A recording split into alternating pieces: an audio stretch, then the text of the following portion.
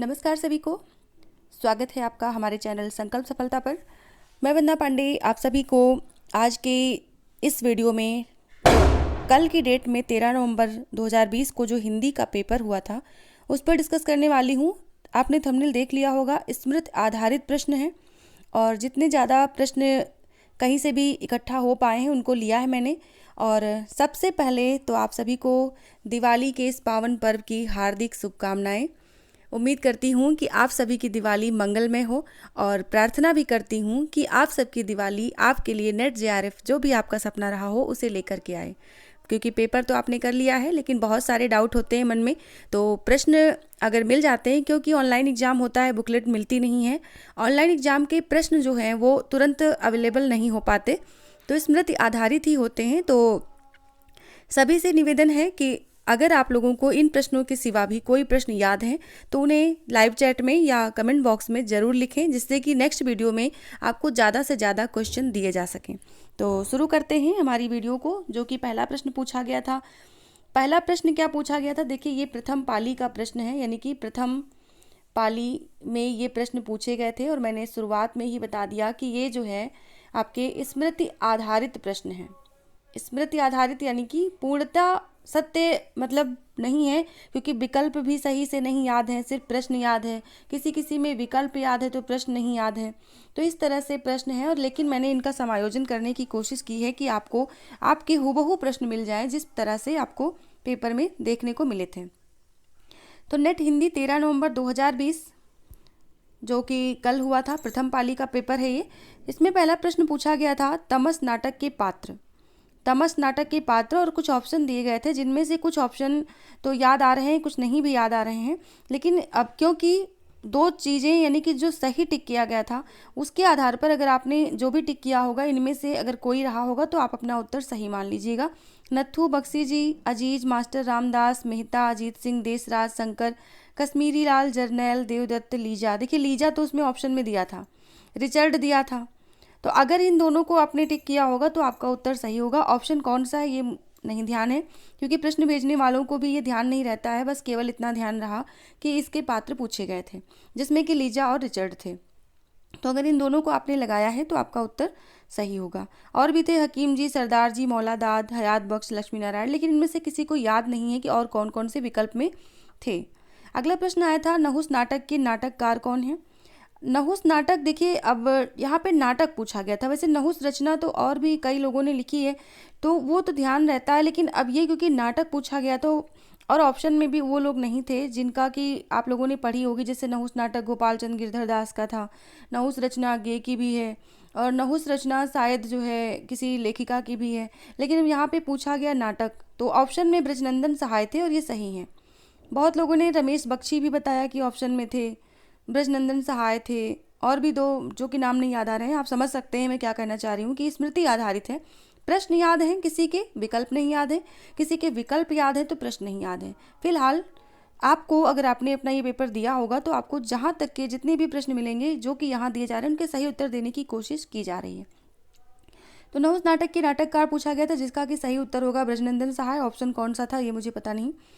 मैया दास की माड़ी का वर्ण विषय, ये मतलब इस तरह से नहीं पूछा गया था कि वर्ण विषय बताना है, बल्कि ये एक मिलान करने वाले क्वेश्चन में आया था जिसमें कि ये दिया गया था मैया दास की माड़ी का वर्ण विषय और परती परिकथा का वर्ण विषय, और इसी के नीचे एक आप देख सकते हैं नाच्यो बहुत गोपाल का वर्ण विषय और समय सरगम का वर्ण विषय। इन चार उपन्यासों का जो है वर्ण विषय उसमें क्रम से दिया था, मतलब सुमेलित करने में दिया था, तो सुमेलित करना था उन प्रश्नों को। अब क्योंकि सारी चीज़ें सारे विकल्प तो याद नहीं रह सकते, लेकिन इनको याद किया गया है तो इनके आधार पर आप अपने क्वेश्चन को जो आपने टिक किया है उसको आप मान सकते हैं कि सही था या गलत था। तो परती परिकथा में देखिए इसमें पारनपुर गांव की कथा है। गांव में जातियों और उपजातियों की स्थिति वैसे ही है। विभिन्न सरकारी योजनाओं, ग्राम समाज सुधार और विकास योजनाएं, जमींदारी उन्मूलन, लैंड सर्वे, ऑपरेशन कोसी योजना आदि के प्रति लोगों के अंदर अपार उत्साह है। यानी कि एक बिहार की पृष्ठभूमि पर आधारित है, तो इसलिए अगर बिहार वाला उसमें ऑप्शन था तो आपको ये लगाना था। नाचो बहुत गोपाल का वर्ण विषय जो है वो दलित जीवन पर आधारित है और इसमें भंगी समाज का चित्रण हुआ है, यानी कि जिस मिलान वाले शब्द में वाक्य में दलित शब्द का प्रयोग किया गया होगा वो नाचो बहुत गोपाल से मिलाना था। अगर आपने मिलाया तो आपका सही है। समय सरगम का वर्ण विषय भी सुमेलित करने में था, तो इसको देख लीजिए। लेखिका ने बुजुर्गों की कथा के माध्यम से जीवन के अंतिम पड़ाव पर जी रहे लोगों की उलझनों, मानसिक द्वंद्वों और मृत्युमय जैसे कई विषयों पर चिंतन किया है। तो आप देख लीजिए, ये अगर आपने ये ऑप्शन समय सरगम के साथ सुमेलित किया जिसमें बुजुर्ग शब्द रहा हो या वृद्ध शब्द रहा हो, तो ये आपका उत्तर सही हो जाएगा। यानी कि ये एक प्रश्न था जिसमें कि 4 अलग अलग तरीके से लिखना पड़ा, क्योंकि पूरा प्रश्न याद नहीं है। बस ये याद है कि समय सरगम था, नाचो बहुत गोपाल था, मैया दास की माड़ी था, और क्या था, परती परिकथा का वर्ण विषय पूछा गया था। तो इस तरह से इसके आधार पर हम जान सकते हैं, अगर आपने इनमें से मिलान किया है तो यही उत्तर आपके सही होंगे। अगला प्रश्न था, शुक्ल जी के अनुसार द्वयाश्रय काव्य की रचना किसने की? तो उत्तर सही होगा हेमचंद्र। इसमें ऑप्शन में थे जैनाचार्य, मेरुतुंग थे, हेमचंद्र थे, और बाकी विकल्प नहीं ध्यान आ रहे, लेकिन हेमचंद्र इसका सही उत्तर था द्वयाश्रय काव्य की रचना वाले प्रश्न का। गोरी सोवे सेज पर, मुख पर डारे केस, चल खुसरो घर आपने, रैन भई चहुदेस। ये पंक्तियां अमीर खुसरो ने गोरी सोवे सेज पर, मुख पर डारे केस, चल खुसरो घर आपने, रैन भई चहुदेस। ये पंक्तियां अमीर खुसरो ने किस संदर्भ में कही थी? इसमें कई ऑप्शन दिए गए थे, जिसमें का सही उत्तर ये रहा कि अपने गुरु निजामुद्दीन औलिया के देहांत पर उन्होंने ये पंक्तियां कही थी। अगर आपने इसे टिक किया है तो आपका आंसर सही होगा। अगला प्रश्न था, निम्न में से तद्भव शब्द कौन सा नहीं है? ऑप्शन थे वायु, कान, आखर, वायु, काज। 4 ऑप्शन थे, काज, कान, आखर, वायु। तो अब देखिए, तद्भव पूछा जा रहा है कि तद्भव शब्द कौन सा नहीं है। तो काज जो है वो तद्भव है, क्योंकि इसका जो तत्सम होगा वो होगा कार्य। कान तद्भव है, इसका जो ऑप्शन होगा यानी कि तत्सम होगा वो होगा कर्ण। आखर तद्भव है, क्योंकि इसका जो तत्सम है वो होगा अक्षर। अब बचा वायु, तो वायु स्वयं में तत्सम है, यानी कि ये तद्भव नहीं है। तो यही आपका सही उत्तर रहा था, वायु। अगर आपने इसे टिक किया तो आपका ये आंसर सही होगा। अगला प्रश्न था, तारीख किस भाषा का शब्द है? तारीख, और इसके साथ कई सारे ऑप्शन दिए गए थे, फारसी, अरबी और जो भी तुर्की उर्की कुछ भी दिया गया था, लेकिन अरबी उत्तर सही था, अरबी। अगला प्रश्न है, निम्न अपभ्रंशों को क्रम से लगाइए। सौरसेनी, पहली प्राकृत, नई हिंदी, पूर्वी हिंदी, इस तरह से दिया गया था। तो आपने क्या लगाया है? और अगर आपको इसके सिवा भी इसका कोई विकल्प याद आ रहा है तो मुझे मैसेज ज़रूर करें। नेक्स्ट वीडियो में सब सारे प्रश्नों को का समायोजन करके एक अच्छी सी वीडियो देने की कोशिश करूंगी, जिसमें कि ज़्यादा से ज़्यादा प्रश्न सम्मिलित हो, और अगर हो सके तो विकल्प के साथ। तो निम्न अपभ्रंशों को क्रम से लगाने की बात कही गई थी। तो देखिए, इसमें क्या है कि पहली प्राकृत दे रखा है। पहली प्राकृत किस प्राकृत को कहा जाता है? फिर सौरसेनी भी दे रखा है। तो यानी कि इसमें तो कोई क्वेश्चन में था ही नहीं कुछ भी। तो ये वाला ऑप्शन आपका जो था, पहली प्राकृत, सौरसेनी, नई हिंदी, पूर्वी हिंदी, नई हिंदी, इस तरह के ऑप्शन को आपको लगाना था। अगर आपने पहली प्राकृत को पहले क्रम में रखा है तो आपका उत्तर सही होगा। शकुन किस उपन्यास का पात्र है? एक प्रश्न था जिसमें कि शकुन से रिलेटेड उस उपन्यास का एक हिंट मिल रहा था कि शकुन जो है इस उपन्यास का पात्र है, जबकि ये प्रश्न हूबहू नहीं था कि शकुन किस उपन्यास का पात्र है, लेकिन उससे एक हिंट मिल रहा था जो कि आपका बंटी यानी कि मन्नू भंडारी से है। और इन पात्रों को क्रम से लगाना था, सुमेलित करना था उपन्यासों के माध्यम से, जिसमें से एक शब्द याद रहा है। तो आपने शायद इस प्रश्न को समझ लिया होगा कि क्या पूछा गया था। अगर आपने आपका बंटी मन्नू भंडारी से रिलेटेड इसका गेस करके आपने उत्तर दिया तो आपका उत्तर सही होगा। छिन्नमस्ता किसकी रचना है? एक मिलान करने वाला प्रश्न आया था जिसमें कि छिन्नमस्ता प्रभा खेतान की है। अगर इसके माध्यम से आपने अपने उत्तर को मिलाया होगा तो ऑप्शन में यही एक ऑप्शन मैच कर रहा था, तो आप उसे सही मान सकते हैं। छिन्नमस्ता प्रभा खेतान की रचना है। अस्मिता के लिए स्त्री विमर्श है क्या? अब एक प्रश्न ऐसा था जिसमें कि क्योंकि इतना सारा याद नहीं हो सकता किसी को, तो स्मृति आधारित है, पूरा प्रश्न बिल्कुल भी ध्यान नहीं है, लेकिन ये था, उसमें एक ऑप्शन था कि अस्मिता के लिए एक रचना थी जिसको कि आगे सामने दलित विमर्श, स्त्री विमर्श और जो भी कुछ विकल्प थे उनको लिखा हुआ था, जिसमें कि ये गेस किया गया है कि अस्मिता के लिए स्त्री विमर्श है। यानी कि अगर ये वाला ऑप्शन आपने अस्मिता के लिए वाला स्त्री विमर्श से मिलाया है तो आपका उत्तर सही होगा, क्योंकि ये प्रभा खेतान की रचना है और ये स्त्री विमर्श पर भी है। तो ये वाला ऑप्शन अगर आपने अस्मिता के लिए वाले खंड को स्त्री विमर्श से मिलाया होगा तो आपका ये उत्तर सही होगा। हिंदू कहे मोहि राम पियारा, तुर्क कहे रहमाना, आपस में दो लड़ी लड़ी मुए, मरम न को जाना। निम्न पंक्तियों में कबीर दास जी का आशय क्या है? विकल्प तो बिल्कुल भी याद नहीं है, लेकिन इसमें आशय पूछा गया था, तो इसमें जो उत्तर सही होगा वो ये सही होगा कि सांप्रदायिक, ऐसे ही कुछ आंसर था इसका, मैं लिख देती हूँ यहाँ पर, सांप्रदायिक सद्भाव की ओर इशारा किया है। सांप्रदायिक सद्भाव, ऐसे ही कुछ आंसर विकल्प था इसका, तो ये वाला अगर आपने लगाया तो आपका सही होगा। अगला प्रश्न है, लाल पसीना का वर्ण विषय। हूबहू ऐसा प्रश्न नहीं था, लेकिन एक सुमेलित करने वाले प्रश्न में था ये।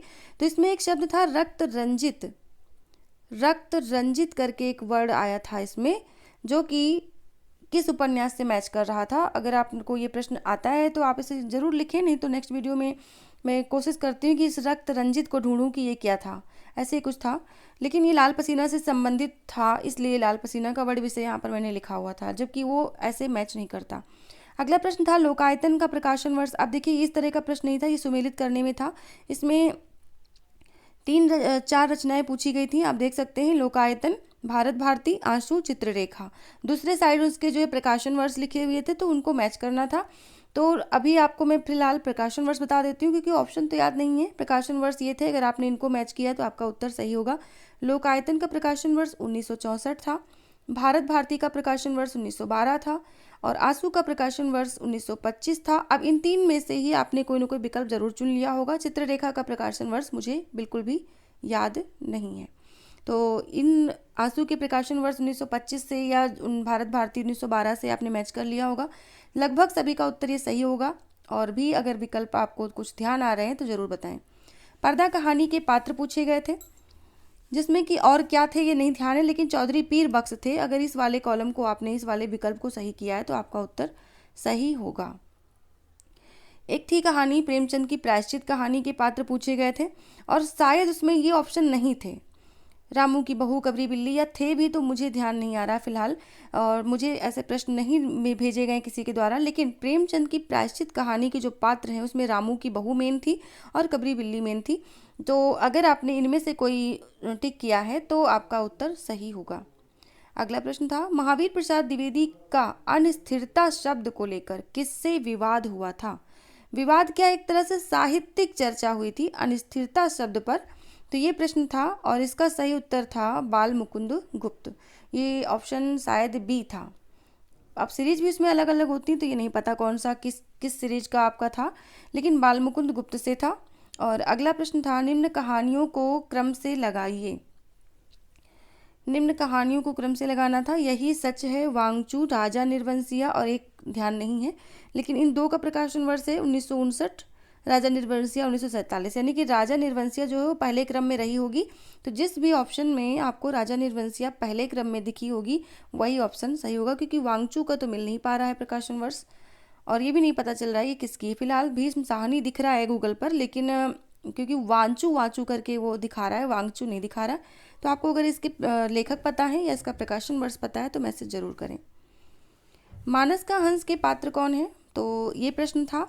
तो इसमें संत बेनी माधव दास थे, मैना कहारिन थी, रामू द्विवेदी, गणपति, इन चारों में से जो भी कोई उसमें रहा होगा, अगर उसमें से आपने टिक किया है तो आपका उत्तर सही होगा, मानस का हंस के पात्र। एक प्रश्न था, छत्तीसगढ़ की रंग शैली इनमें से कौन सी? कई बार लिख गया है छत्तीसगढ़ की, इसको नज़रअंदाज करिएगा इतना। छत्तीसगढ़ की रंग शैली इनमें से कौन सी, इनमें से कौन सी है, बार बार वही लिख गया, सॉरी, इनमें से कौन सी है, ये पूछा गया था प्रश्न। उसमें बहुत सारे कुछ ऑप्शन थे, जिसमें एक ख्याल शब्द भी आया था, ख्याल, नाचा और भी कुछ था, लेकिन उसका सही उत्तर जो है नाचा और गम्मत। अगर गम्मत रहा होगा विकल्प में, और इन दोनों को क्योंकि कोड के माध्यम से उत्तर मांगा गया था, एक स्पष्ट एक विकल्प नहीं था, उस एक विकल्प में 2 या 3 शैलियाँ थीं, रंग शैलियाँ। तो नाचा और गम्मत ये 2 इनकी हैं, अगर ये आपने लगाया तो आपका उत्तर सही होगा। अगला प्रश्न है, दलित आत्मकथाएं कौन कौन सी हैं? तो दलित आत्मकथाएं कुछ दी गई थी, जिनमें से ये था कि कौन सी नहीं है, दलित आत्मकथा कौन सी नहीं है, ऐसा प्रश्न था। और ये सारी दी गई थी उसमें, मेरी पत्नी और भेड़िया, तिरस्कृत, ये दो तो ध्यान है, बाकी ध्यान नहीं। एक उसमें थी जो कि नहीं थी, वो आपको बताना था कि दलित आत्मकथा कौन सी नहीं है। तो ऑप्शन ही नहीं याद है, इसलिए प्रश्न याद है। अगर आपको इसके ऑप्शन याद है तो ज़रूर लिख भेजें। अगला प्रश्न है था कि भामा का समय, यानी कि उसमें समय पूछा गया था जो कि सुमेलित करना था। भामा, विश्वनाथ, मम्मट और एक कौन थे वो ध्यान नहीं है। तो इन सब का जो है क्रम आपको लगाना था, यानी कि इनको सुमेलित करना था जन्म शताब्दी के अनुसार। तो अब आपको ये ध्यान देना है कि अगर आपने भामा को 6वीं शताब्दी से मैच किया, विश्वनाथ को 14वीं शताब्दी से मैच किया, मम्मट को 11वीं शताब्दी से मैच किया, तो आपका उत्तर सही था। और जो है बाकी तो आप लोगों ने आके ही जो जो क्वेश्चन याद रहे होंगे उनको गूगल पे सर्च किया होगा, या बुक्स देखी होंगी, या नोट्स के पन्ने पलटे होंगे। लेकिन ये जो कि मेरे पास इतना जो मैटर आया हुआ है उन सभी को मैंने लिया है। अगर आप लोगों को वीडियो अच्छी लग रही है तो लाइक ज़रूर करें और बाकी लोगों में भी शेयर करें, जिससे कि ज़्यादा से ज़्यादा क्वेश्चन पता चल सके कि और कौन कौन से क्वेश्चन थे, क्योंकि सबको लगभग लगभग ये ध्यान रहा होगा, याद रहा होगा कि किस तरह के प्रश्न आए थे। और अगर एक भी शब्द का हिंट मिल जाता है तो उससे प्रश्न क्या था ये यहाँ तक हम पहुँच सकते हैं। तो आप लोग ज़रूर मैसेज करें, कमेंट करें कि क्या प्रश्न थे और बताएं, जिससे कि नेक्स्ट वीडियो में आपको पूरी तरह से आश्वस्त किया जा सके कि ये प्रश्न पूछे गए थे और इनका उत्तर ये होगा। अंधा युग नाटक के अध्याय क्रम से लगाने के लिए प्रश्न आया था। अध्यायों को क्रम से लगाना था। तो अब आपने ध्यान दिया होगा, अगर आपने उसमें कौरव नगरी को पहले नंबर पे रखा होगा तो आपका उत्तर सही होगा, विकल्प जो भी रहा हो। लेकिन इसमें अब आप देख सकते हैं कि गीत नाट्य है ये, और इसका आरंभ मंगलाचरण से होता है। इसका जो अंक था पहला वो था कौरव नगरी, दूसरा था पशु का उदय, तीसरा है अश्वत्थामा का अर्धसत्य, चौथा था गांधारी का शाप, और पांचवा विजय एक क्रमिक हत्या, और अंतिम अध्याय जो इसका था वो था प्रभु की मृत्यु। तो इनमें से अगर आपने कौरव नगरी वाले ऑप्शन को पहले रखा होगा तो आपका उत्तर सही होगा। अगला प्रश्न है अंधा युग नाटक के पात्र, ये भी पूछा गया था। पात्र पूछे गए थे जिसमें युयुत्स दिया गया था। युयुत्स इसमें शायद नहीं दिख रहा है। इसमें युयुत्स थे, संजय थे शायद, और उनको जो है उनके प्रकार के माध्यम से पूछा गया था। स्पेशल ये नहीं पूछा गया था कि इसमें पात्र कौन कौन से हैं। इसमें पात्रों की भी एक कोटि बताई गई थी, कौन किस कोटि का है उससे सुमेलित करना था। तो अगर युयुत्स वाला और संजय वाला आपने ऑप्शन सही किया होगा कि संजय जो थे वो कुछ ऐसा विकल्प था कि यानी कि मैदान से बाहर थे और मतलब कर्म क्षेत्र से बाहर थे, तो ऐसा कुछ विकल्प था जिससे अगर आपने इनको मैच किया होगा तो आपका उत्तर सही होगा। फिलहाल इनके आप देख सकते हैं इस नाटक के पात्र अश्वत्थामा, गांधारी, विदुर, धृतराष्ट्र, युधिष्ठिर, कृतवर्मा, कृपाचार्य, संजय, युयुत्स, वृद्धयाचक, गूंगा, भिखारी, प्रहरी 1, प्रहरी 2, व्यास, बलराम, कृष्ण, इतने सारे पात्र थे। अगला प्रश्न था सिंदूर की होली नाटक में मनोरमा का बिना ब्याह के पति कौन बनता है, यानी कि उसको ब्याह करने को तैयार नहीं होता है, विवाह करने को तैयार नहीं होता है, लेकिन वो अपना पति उसे मान लेती है। तो ये कौन था व्यक्ति, ये उसका आंसर सही था मनोज शंकर। जो भी विकल्प रहा हो, लेकिन अगर आपने मनोज शंकर को टिक किया है तो आपका उत्तर सही होगा। अगला प्रश्न था निम्न में से तालु वर्ग से कौन अक्षर उच्चारित होते हैं। ऑप्शन थे चा, का, खा, जा। तो इसमें से आपका जो सही उत्तर रहा है वो चा और जा, क्योंकि इसका जो याद करने का तरीका वो ये है कि इचू यशा नाम तालु।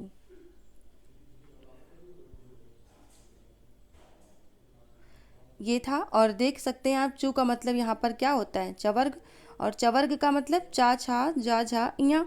तो यहाँ पर चा और जा दोनों ही आपको दिख रहे हैं, ये दोनों ही तालु से बोले जाते हैं, इसलिए आपका उत्तर, अगर आपने चा और जा वाले ऑप्शन को सही लगाया है तो आपका उत्तर सही होगा।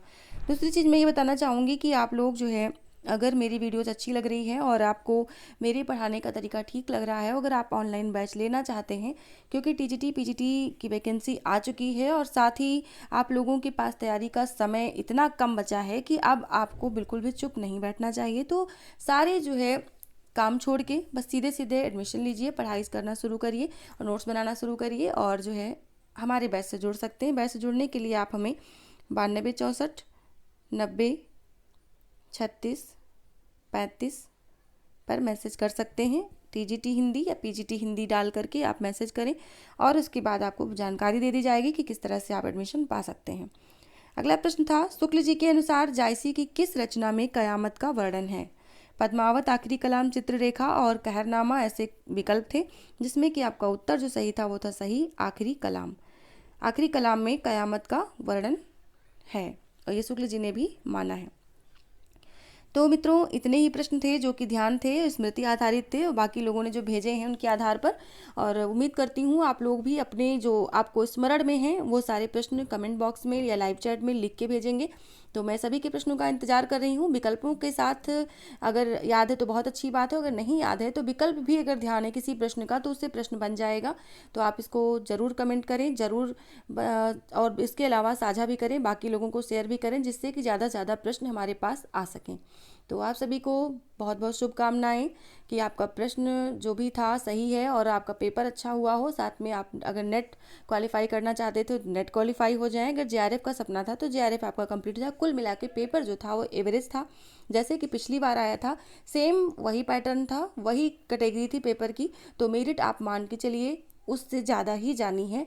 तो फिलहाल सभी के लिए मेरी शुभकामनाएं और चलते चलते फिर से एक बार आपको दिवाली के इस पावन पर्व की हार्दिक शुभकामनाएं, ढेर सारी बधाइयाँ, बहुत सारा प्यार। माता लक्ष्मी और प्रभु गणेश जी आपके सभी विघ्न हरे और धन धान्य समृद्धि ऐश्वर्य सुख सम्मान सारी चीज़ें आपको प्राप्त हों। सभी को धन्यवाद।